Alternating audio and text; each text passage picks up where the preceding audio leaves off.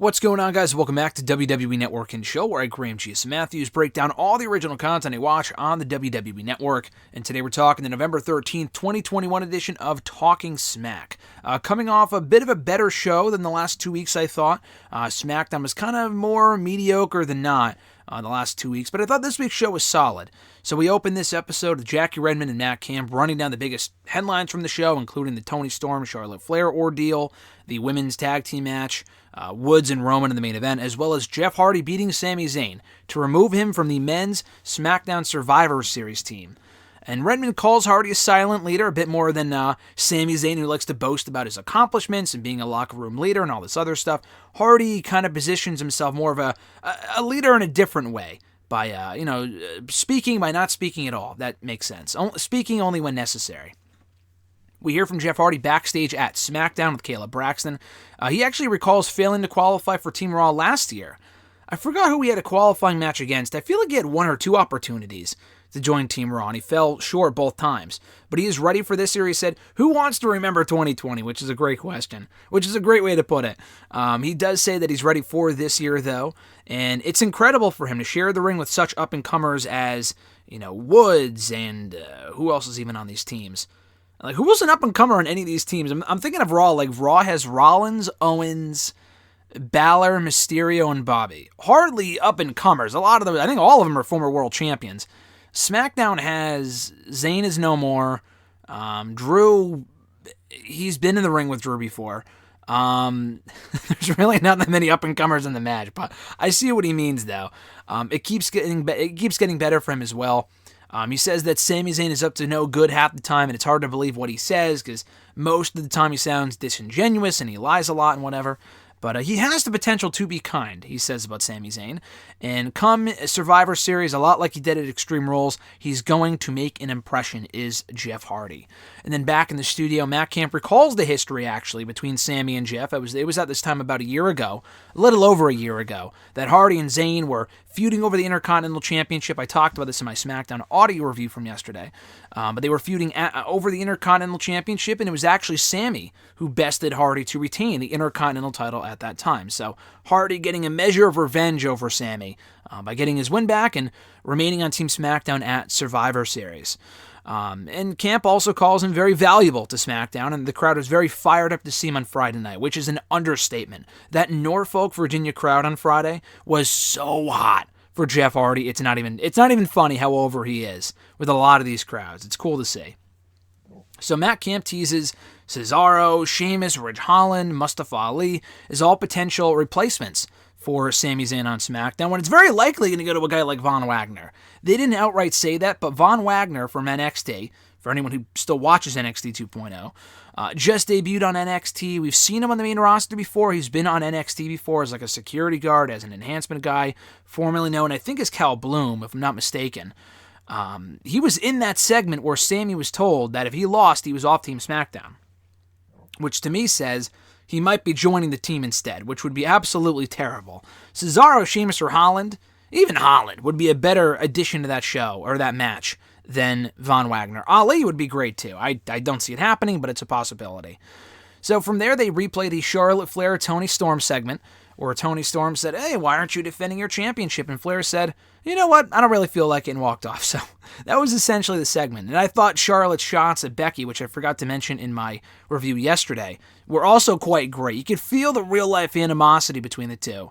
And I'm not even saying that what Becky said in that interview recently to Sports Illustrated was 100% legitimate. She very well could have been beefing it up, playing up the drama to add more, heat to their match at the pay-per-view. That is very possible as well.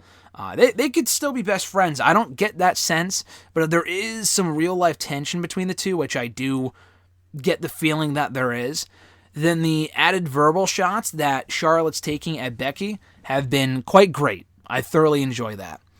So, at any rate, Redmond says that Flair, at some point, she's got to walk the walk. If she wants to talk the talk and say that she's going to take on anyone from the SmackDown women's roster and beat them, according to her, then she's got to walk the walk as well and accept said challenges from people like Toni Storm.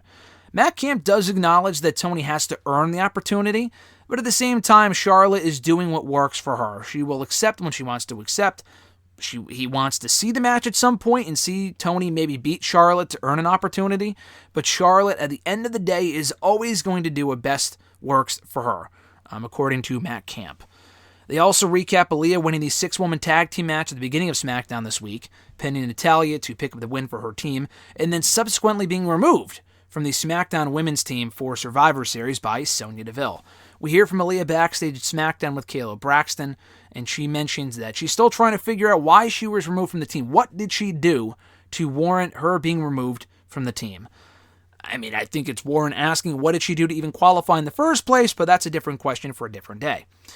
She did say it was cool for Ricochet to help her backstage. She gets all like giddy talking about Ricochet, so it looks like we might be getting some sort of a romance angle, maybe between Ricochet and Aaliyah. Unless Aaliyah is just falling for anyone who talks to her. I mean, they were kind of teasing a little something with her and Jeff Hardy a little bit a week or two ago on SmackDown.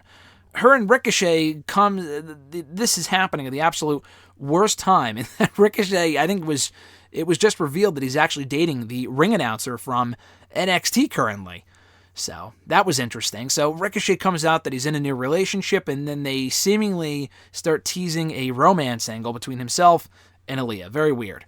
Aaliyah says that no one has seen anything yet as far as what she's capable of and putting Sonya on notice, and Matt Camp says probably not the best career move considering what we've seen from Sonya and Naomi as of late. So just watch what you're saying there, Aaliyah. Matt Camp basically says. He also says that, a lot like last week when he mentioned this as well, Los Lotharios are future tag team champs.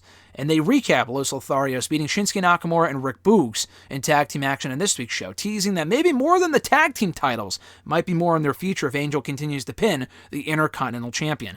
Jackie Redmond says that she likes them being feisty and showing an edge.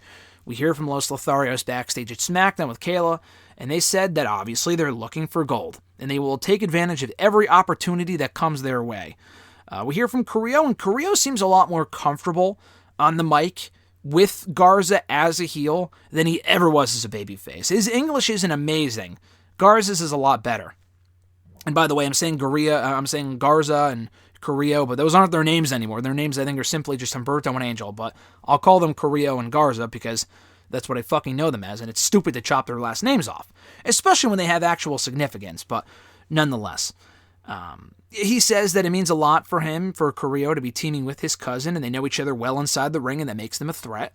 And Angel says that they'll do whatever it takes, and they're putting the Usos on notice because they are nothing compared to them. So it's two heel teams, but Los Lotharios versus the Usos at some point would be fucking awesome if they could pull that off. To close out the episode, Matt Camp says that the two Los Lotharios are confident, and Redmond says they're looking at bling. But speaking of bling, Roman Reigns took Xavier Woods' crown, King Woods' crown, at the end of SmackDown this week. And that was a match that Camp was eagerly anticipating for a while, and he even says that Woods had Roman beat, which to an extent is true. Woods had hit his finisher on Roman, and then it didn't look like Roman was going to kick out. We don't know. He may have kicked out at 2 7/8. Who knows? But Woods did have him pinned before the Usos pulled him out. So Cam says the only reason why the Usos interfered was because they feared that Woods had Roman beat. So the fact that Xavier Woods of all people would have Roman beat more than Kevin Owens or Rey Mysterio, John Cena, Finn Balor, among many others, says quite even Brock fucking Lesnar, and Brock Lesnar never beat Roman by disqualification. But Xavier Woods did, so that certainly is saying something. Redmond says that what Roman did at the end of the show, taking Xavier's crown, was disrespectful. And Cam says that this only adds the fuel to the fire of Roman Reigns versus Big E, a fellow New Day stablemate, at Survivor Series in that champion versus champion main event next Sunday.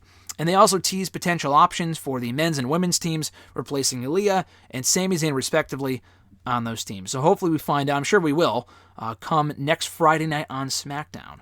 Good episode of Raw Talk this week, or Talking Smack, rather.